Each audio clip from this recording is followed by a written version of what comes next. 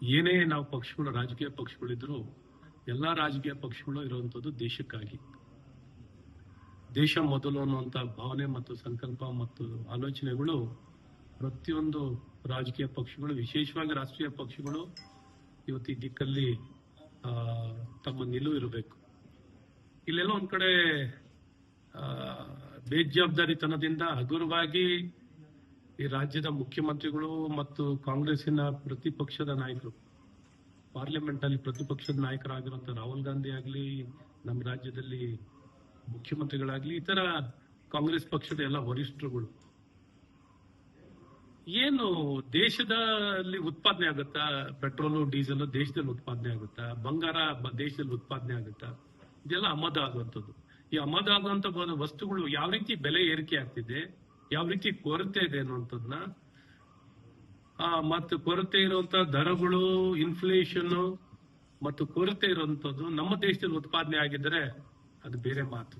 ಇವತ್ತು ಬಂಗಾರ ಯಾವ ರೀತಿ ಬೆಲೆ ಏರಿಕೆ ಆಗ್ತಿದೆ, ಇವತ್ತು ಬಂಡವಾಳ ಹೂಡಿಕೆಯನ್ನ ಇವತ್ತು ಬಂಗಾರದ ಮೇಲೆ ಎಲ್ಲ ಈ ಬಂಡವಾಳಶಾಹಿಗಳು, ವ್ಯಾಪಾರಿಗಳು, ಟ್ರೇಡಿಂಗು ಎಲ್ಲರೂ ಬಂಗಾರದ ಮೇಲೆ ಹಾಕುವಂತದ್ದಾಗುತ್ತೆ. ಬೆಲೆ ನೋಡಿ ಯಾವ ರೀತಿ ಕೇವಲ ಒಂದು 6-7-8 ತಿಂಗಳಲ್ಲಿ 100% ಬೆಲೆ ಏರಿಕೆ ಆಗಿರುವಂತದ್ದಿದೆ. ಇದು ಯಾರಿಗೆ ಈ ರೀತಿ ಬೆಲೆ ಏರಿಕೆಯನ್ನ ಕೇವಲ ವ್ಯಾಪಾರಿಗಳಿಗೆ ಅನುಕೂಲ ಅಥವಾ ಯಾವ್ದೋ ಬಂಡವಾಳಶಾಹಿಗಳು ವಿಶ್ವ ವ್ಯಾಪ್ತಿಯಲ್ಲಿ, ವಿಶ್ವ ಮಾರುಕಟ್ಟೆಯಲ್ಲಿ ಈ ಬೆಲೆ ಏರಿಕೆ ಆಗುವಂಥದ್ದು ಆಮದಾಗಿ ಎಲ್ಲ ಒಂದ್ ಕಡೆ ಬೆಲೆ ಕುಸಿಯಿತು ಅನ್ಕೊಳ್ಳಿ.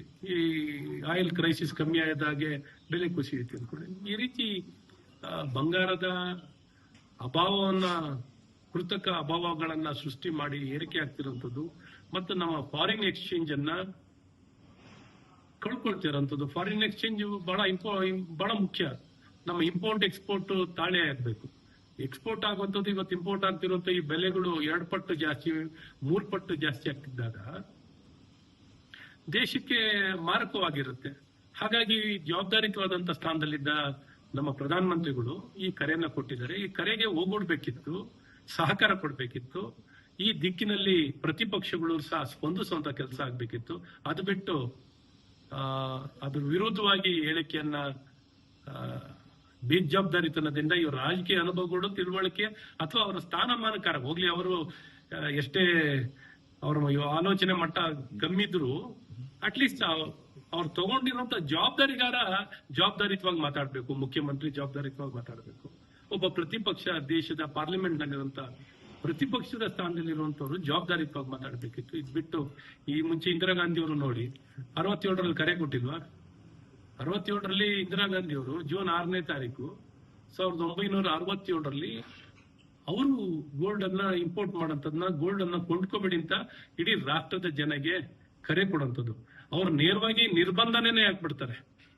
ಇಲ್ಲಿ ಕರೆ ಕೊಟ್ಟಿದ್ದಾರೆ ಪ್ರಧಾನಮಂತ್ರಿಗಳು, ನಿರ್ಬಂಧನೆಗಳನ್ನ ಹಾಕಿಲ್ಲ, ಕರೆ ಕೊಟ್ಟಿದ್ದಾರೆ.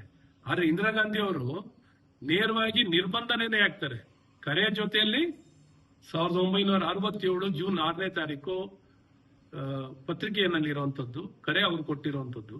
ಸೊ ಈ ರೀತಿ ಏನು ಹಿಂದೆ ಮುಂದೆ ನೋಡಲ್ಲ, ದೇಶದ ಹಿತದೃಷ್ಟಿ ನೋಡಲ್ಲ, ಬರೀ ರಾಜಕೀಯ ಪ್ರೇರಿತವಾಗಿ ಇವ್ರಿಗೇನು ರಾಜಕೀಯ ಆಗ್ಲಿ ಒಳ್ಳೆ ಆಡಳಿತ ಕೊಟ್ಟು ಅಭಿವೃದ್ಧಿ ಮಾಡಿ, ಭ್ರಷ್ಟಾಚಾರ ರಹಿತವಾಗಿ ಉತ್ತಮ ಆಡಳಿತ ಕೊಡಬೇಕು, ದೇಶ ಪರವಾಗಿ ಜನಪರವಾಗಿ ಆಡಳಿತ ಮಾಡೋದು ಯಾವುದು ಇಲ್ಲ. ಬರೀ ಸ್ವಾರ್ಥ ಮತ್ತು ಬೇಜವಾಬ್ದಾರಿತನದಿಂದ ಹೇಳಿಕೆ ಕೊಡುವಂಥದ್ದು ಇವರ ಹವ್ಯಾಸ ಮತ್ತು ಅಭ್ಯಾಸಗಳಾಗ್ಬಿಟ್ಟಿದೆ.